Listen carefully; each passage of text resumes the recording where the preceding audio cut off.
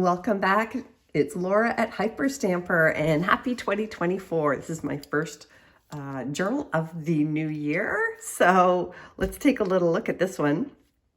I have actually put this letter I have from 1907. I have a little box of letters to Miss Maud Wilson and I have not parted with them very often, but I think I'm ready to start parting with them. It's from a courter and somebody who was courting her from Maine, Wallace, and he wrote to Maud often. So here is a 2-page letter from Wallace to Maud, March 1907, and it's in really good condition actually. And this is the original envelope that it came in here, and that's all tucked right into the cover. And there's the little stamp there and the markings.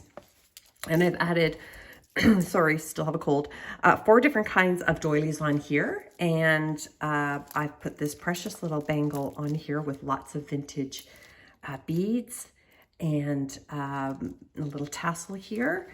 And on the back, I've just put this piece of vintage cotton that was, oh, I forget the name of this, I'm sorry. Not feeling great. I'll put it below as soon as I remember it. So let's take a look inside. This is a journal that I had made in the past and just really wanted to revamp it. Because if it's been on Etsy for more than a month or two, then it's time to give it a makeover. So this is a makeover because the insides are to die for. You can see this used to be a library book, but somewhere along the line somebody peeled off the pocket.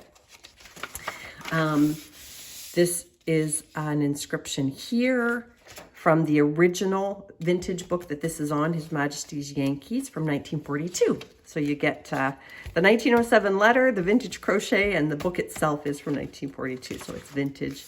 And then I've got this wonderful Theater World magazine cover from June 58. And I've got a 1955 color bingo card. These are very rare because this game did not take off, because the numbers only went up to 15, and so they're hard to come by, but really colorful and fun. I made this tag out of a piano player roll box. I'm trying to get a good angle on there so you can see the embossment. It's called the Roll of Honor. So that's kind of fun. Interior spine there. Made the pocket out of a vintage book page and a little bridge score sheet in there. And everything in here, of course, is authentic, antique, and vintage ephemera, except for some of these tea-dyed pages that I did and hand-stamped. A little vintage bird book page here. And this is spectacular. This is from 1876. You can see the date there. And they would have punched these, I think, monthly. And it is, yeah, April 30th. Is when it expired in 1877, and that is a tobacco manufacturing license, which was a very big industry back in the 1800s.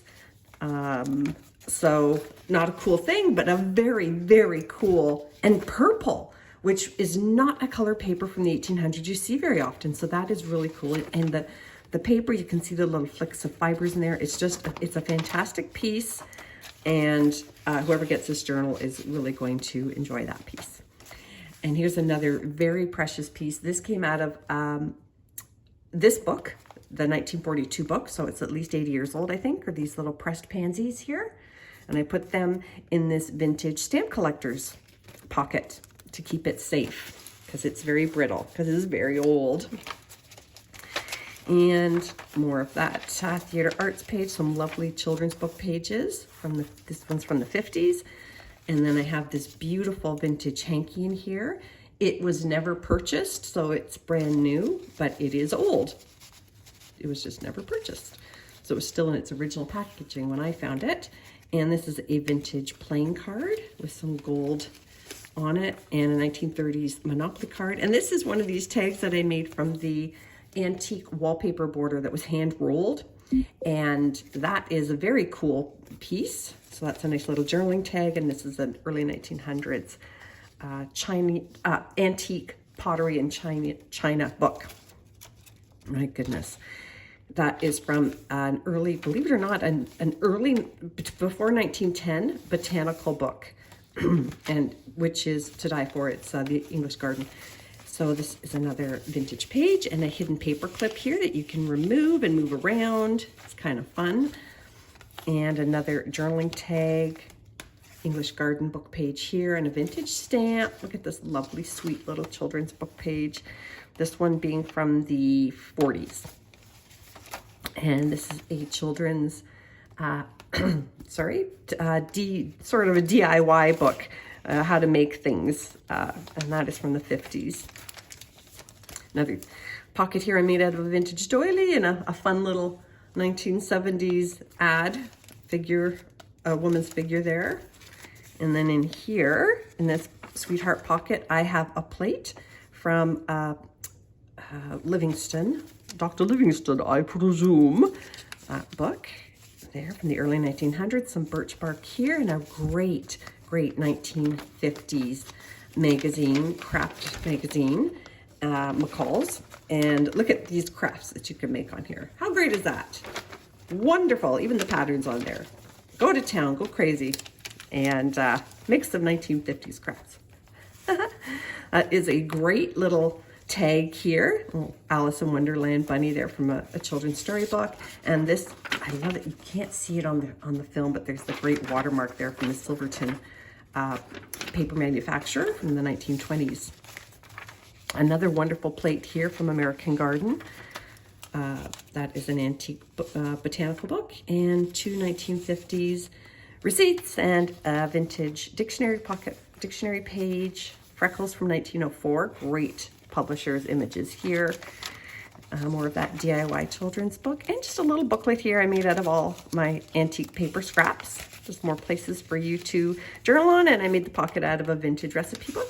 And this is a 1920s scrapbook page, a student's scrapbook page that I just hand stamped on. And this is also from a 1920s children's school, or it probably would have been a teenager doing cursive writing practice, and I just love it. I think it's precious. Just tea-dyed this little index card here with a vintage stamp. Lots of fun clusters in this book and antique paper.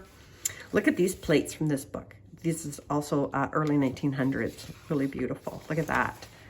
Isn't that fantastic? Antique music sheet. Another blank page from this book, His Majesty's Yankees.